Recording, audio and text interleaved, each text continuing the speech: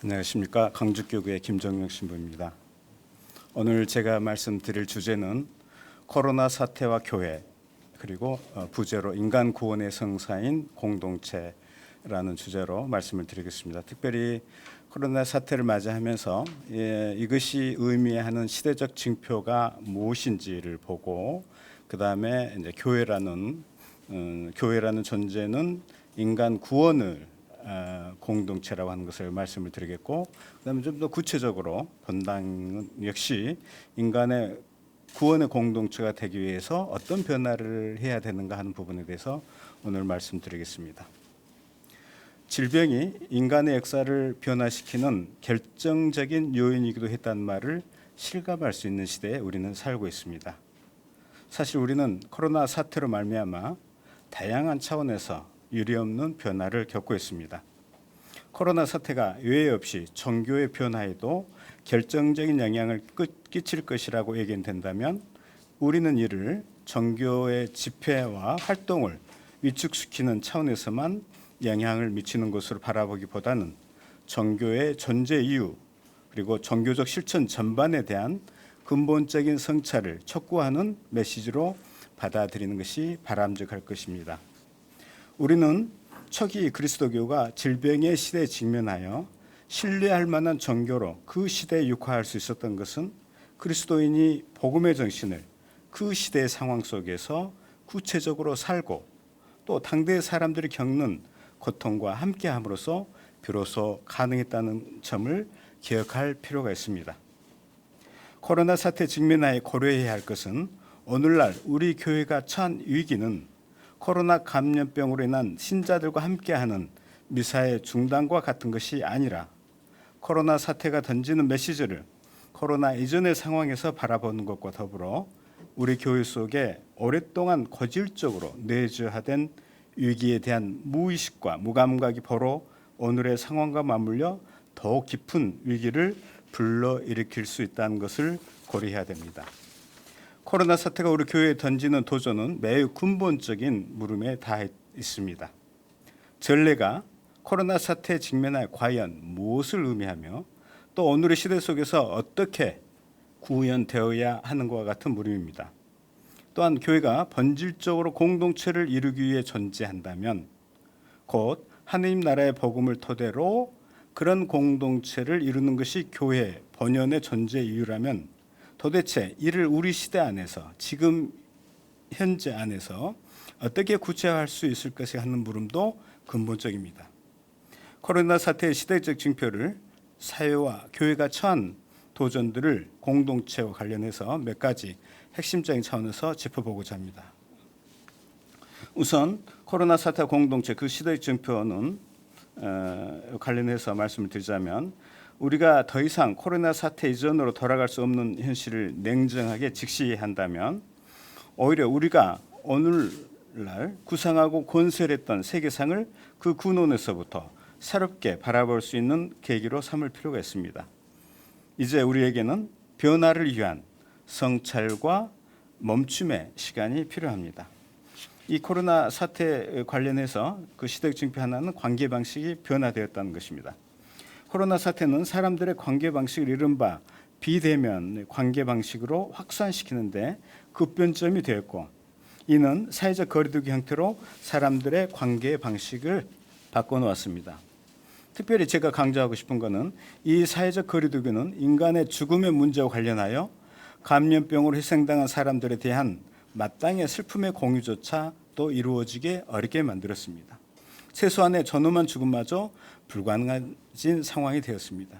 우리나라는 덜하지만 남미나 그런 여타의 나라에서 우리가 보듯이 이 질병으로 방치되어 있는 죽음의 모습들을 우리가 볼 때 우리 공동체가 어떠한 것인지를 우리가 생각해 볼 수 있습니다.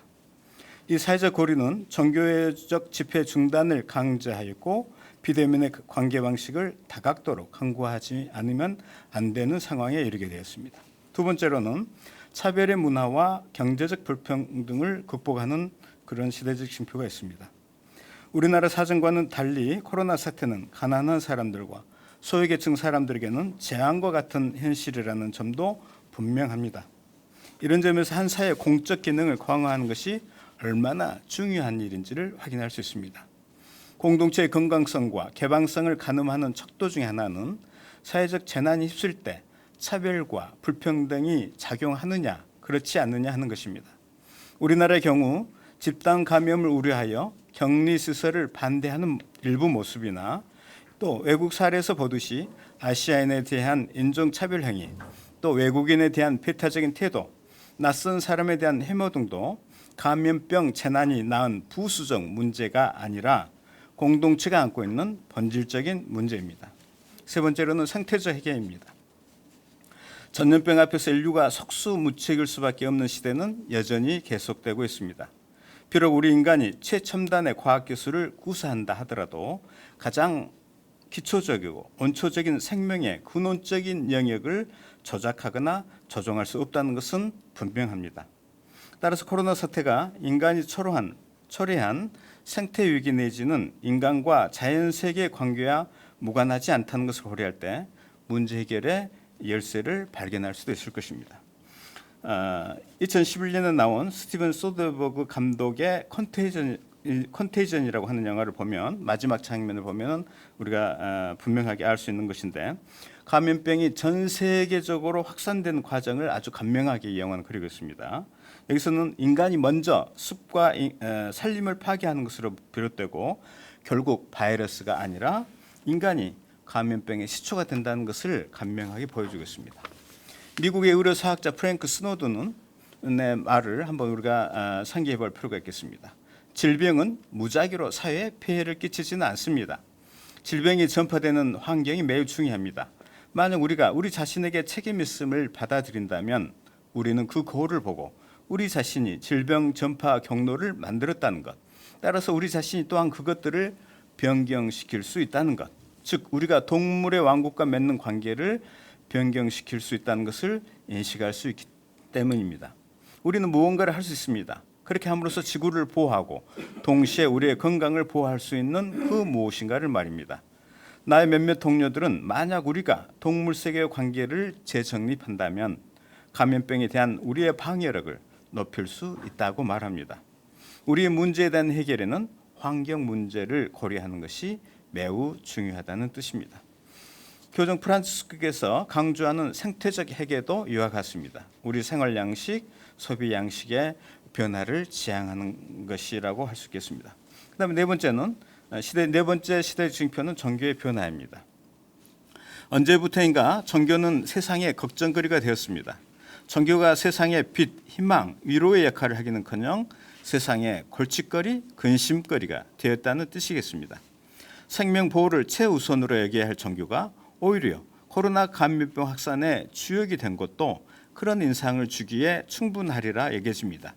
이런 점에서 코로나 사태는 종교를 시험대에 올려놓은 것이나 다름이 없습니다. 한국 갤럽의 한국인의 종교 조사에 따르면 이른바 종교적 덕목의 실천과 관련하여 이웃과 타인에 대한 사랑이 지키지 않는다는 비율이 지킨다는 비율 45%에 비해 부정적 평가가 높은 것으로 나타나고 있습니다. 이웃과 타인 사랑에 관한 것은 종교적 활동의 본질에 속한 것인 만큼 종교가 자기 보존이나 양적 확장만을 추구해서는 세상 사람들로부터 결코 신뢰받을 수 없다는 것을 보여주는 것이라 하겠습니다.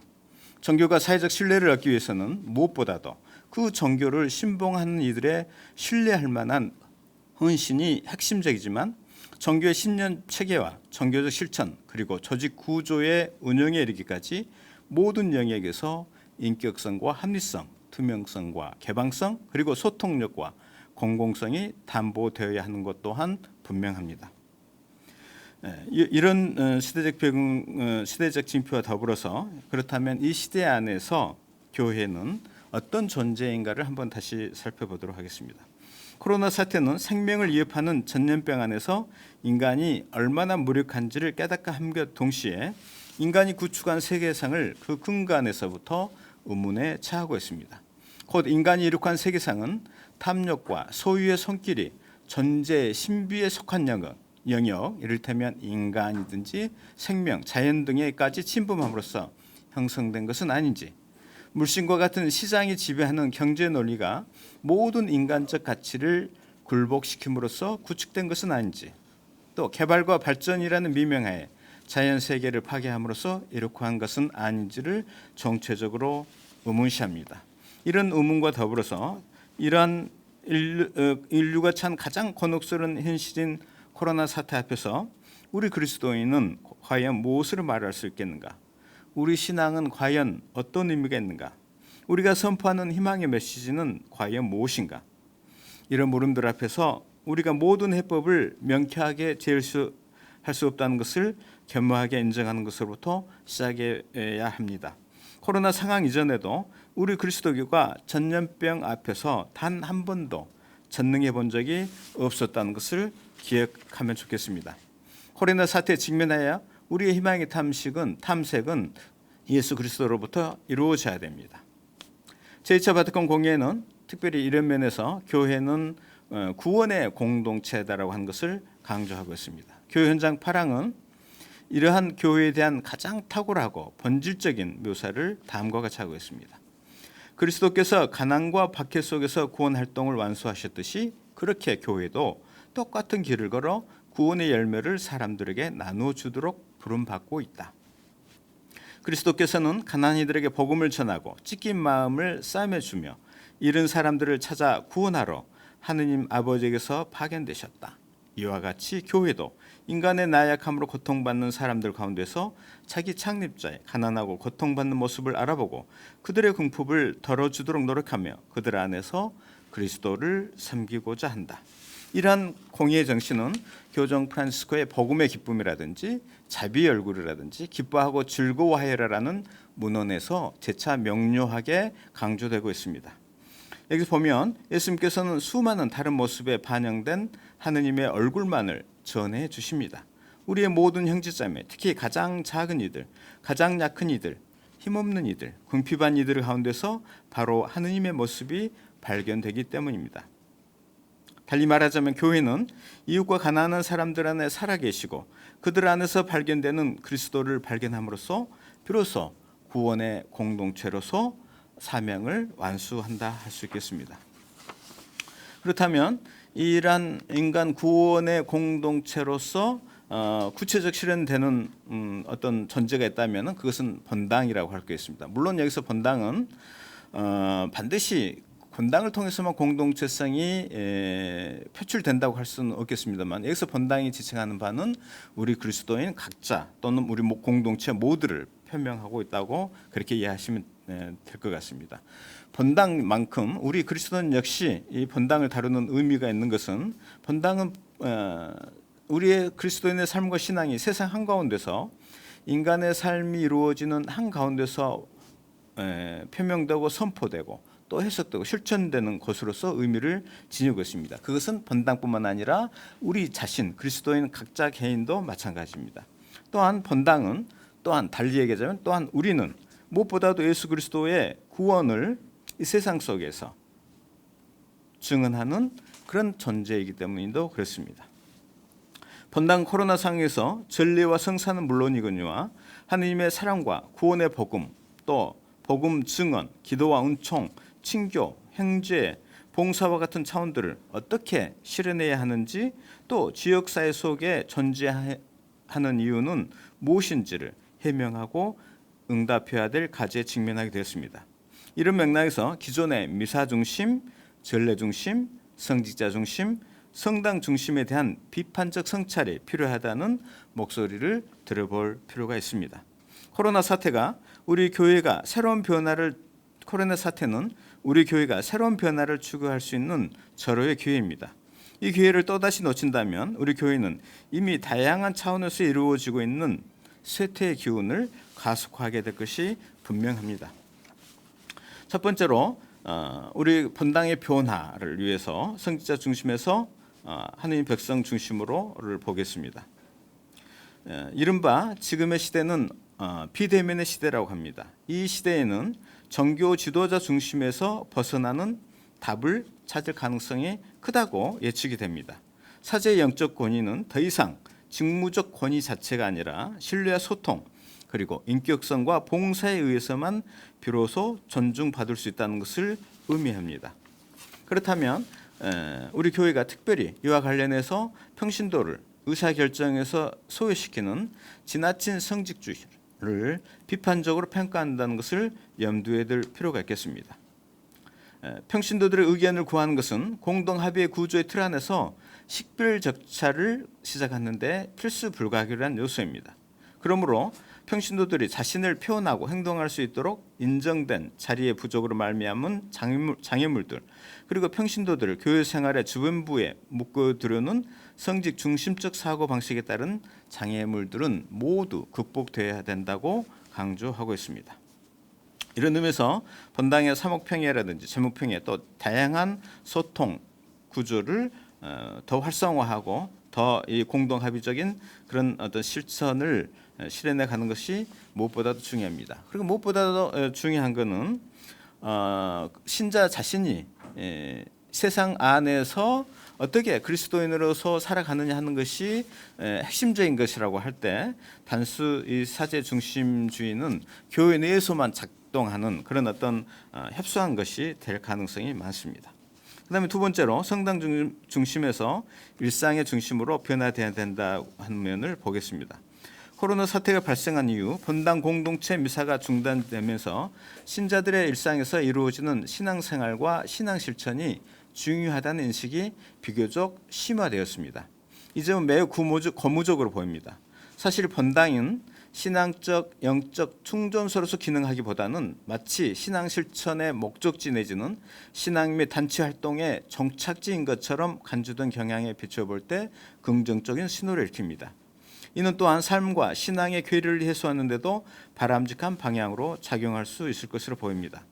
본당의 구성적인 요소인 전례, 특히 미사 전례의 의미를 본당의 영역으로만 한정시키거나 제한시켜서는 곤란합니다.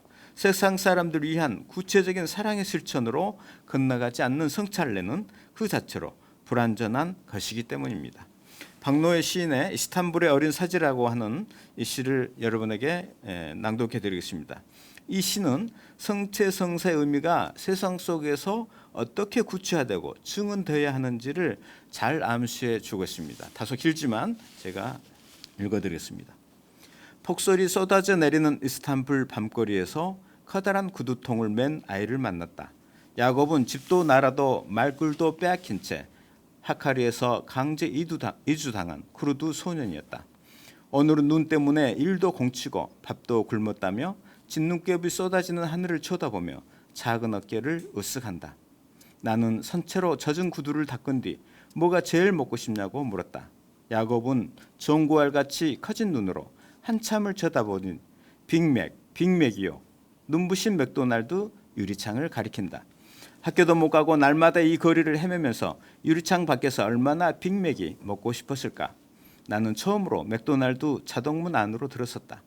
야곱은 커다란 햄버거를 굶주린 사자 새끼처럼 덥석 물어 삼키다 말고 나에게 내물었다.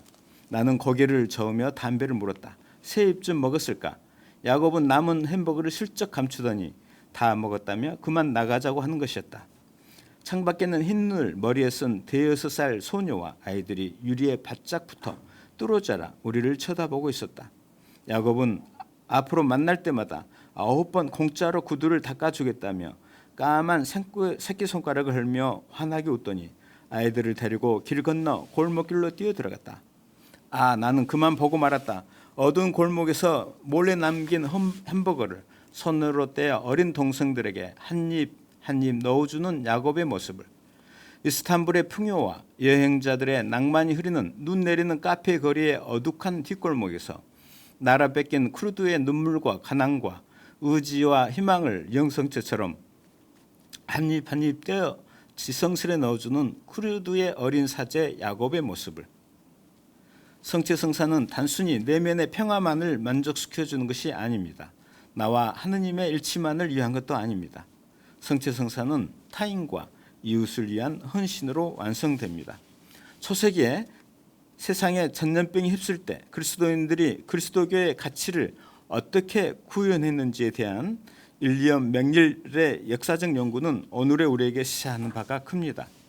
그리스도교인들이 지닌 가장 큰 차이점은 다른 이교들과는 달리 무서운 전염병들이 극성을 부리는 가운데서도 병든 사람들을 돌보는 것을 일종의 정교적 의무로 간주한 것이다. 예컨대 먹을 것과 마실 물을 주어서 병자를 보살핌으로써 몹시 쇠약해져 스스로의 힘으로는 먹을 것도 챙기지 못한 채 오직 죽음만을 기다리던 병자들에게는 결정적인 도움이 되었다. 이 기도들에 비해 그리스도인들이 또 하나의 결정적 차이점을 가지고 있었다. 요컨대 그리스도교는 고난과 질병이 판치는 혼란의 시대에도 잘 적응할 수 있는 사상적 정서적 체계를 갖고 있었다. 성체성사 의미를 본당 안에서만이 아니라 세상 한가운데서, 재난의 한가운데서 발견할 때입니다. 우리 그리스도인과 교회는 이제야말로 자기 자신에게서 나와 거리의 진흙탕에 더럽혀지더라도 변두리 변방으로 떠나야 하고 야전병원이 한다는 프란츠 교종의 초대에 기꺼이 응답할 때입니다. 이런 맥락에서 특별히 우리 가정공동체와 또 소공동체, 기초공동체의 의미가 적극적으로 표명이 될 수 있는 기회라고 생각을 합니다. 그 다음에 세 번째로 교회 중심에서 예수 그리스도의 중심으로 변화를 보겠습니다. 교회가 예수 그리스도 없이 예수 그리스도와 결합되지 않고서는 존재할 수 없다는 것은 분명합니다. 우리 교회가 예수 그리스도의 마음과 그분의 시선, 그분의 삶의 방식, 그리고 성령의 이끄심을 더욱 체질할 필요가 있다는 것을 말씀드리고 싶습니다. 결론으로 저는 이웃과의 만남을 통해서 발생하는 그런 기류의 공동체를 지향한다고 하는 것을 강조하고 싶습니다.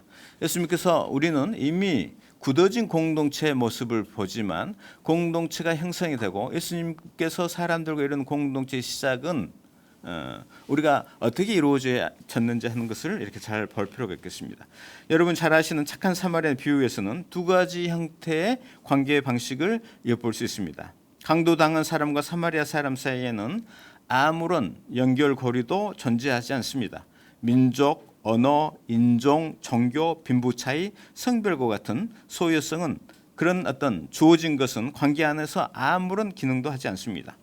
착한 사마리아인과 강도당한 사람 사이에는 어떤 벽도 차이도 존재하지 않으며 그들의 관계를 방해하는 것은 아무것도 없습니다. 두 사람은 고통의 문제 앞에서 서로 만나고 연결되고 연대합니다.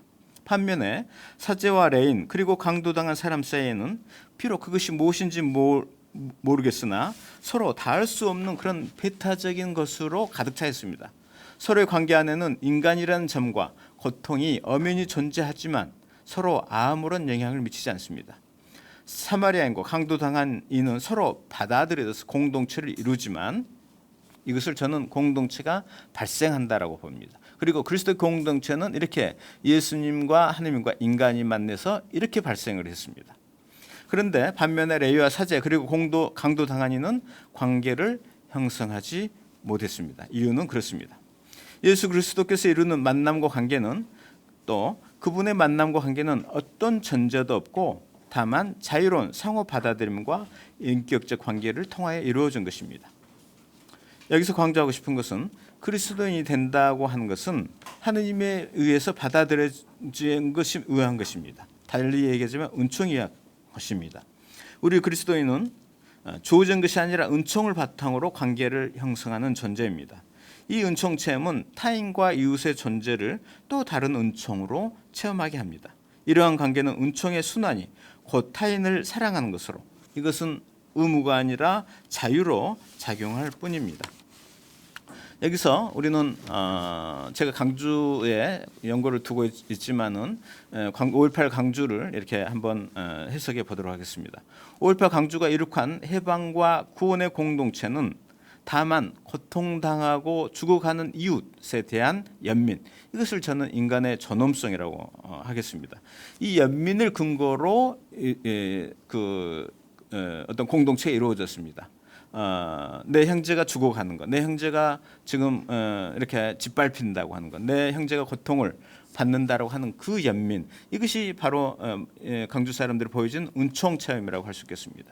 그 연민을 근거로 자신의 생명까지도 아끼지 않고 죽음조차 두려워하지 않았던 사람들에게서 우리는 또 다른 은총을 체험합니다. 이처럼 평범한 유혹에서 착한 사마리안과 같은 존재를 만나게 됩니다. 교회는 세상 속에서 타인을 위한 존재로 타인과 공동체를 이루고 살아가도록 부름을 받았습니다. 그래서 이 공동체를 이룬다고 하는 것은 이미 우리 안에 어떤 울타리 안의 사람들만이 아니라 우리가 세상 안에서 살아가는 사람들과 관계를 이루고 만남을 이루면서 공동체를 이루어갈 때 비로소 교회의 의미가 실현된다 할 수 있겠습니다. 우리가 세상 한가운데서 나와 너의 자유롭고 인격적인 만남을 통해서 이루어지는 우리가 되도록 부르심을 받았습니다. 여기서 우리는 그냥 어떤 지역과 연고와 어떤 민족, 성별 그런 의미가 아니라 진정하게 서로 자유롭게 받아들였을 때 비로소 되는 우리를 말합니다. 여기서는 우리가 남이가 뭐 그런 의미의 정치적 그런 어떤 전제를 가진 그런 것이 아니고 인간의 연민과 은총에 기반한 관계를 우리라고 할 수 있겠습니다. 이 우리 안에는 자유와 인격적 관계, 타인의 연민 그리고 은총만이 작용할 뿐입니다. 이 코로나 사태에 직면해서 무엇보다도 우리가 이 어려운 시기를 지내면서 우리의 감동을 주는 것은 다른 무엇이 아니라 정말 고통받고 있는 사람들, 어려움을 겪고 있는 사람들을 정말 우리가 조금 마음으로나마 우리의 어떤 실천을 통해서 그들의 마음을 껴안고 그들의 어려움을 공유하고 그들의 어려움을 나누고 그런 것이 이 시대를 살아가는 어떤 지혜일 뿐만 아니라 우리 교회의 모습이 아닐까 싶습니다. 우리 시대에 어떻게 보면 이러한 것이 오늘날 우리가 교회다운 모습으로 살아가는 것이 아닐까 싶습니다.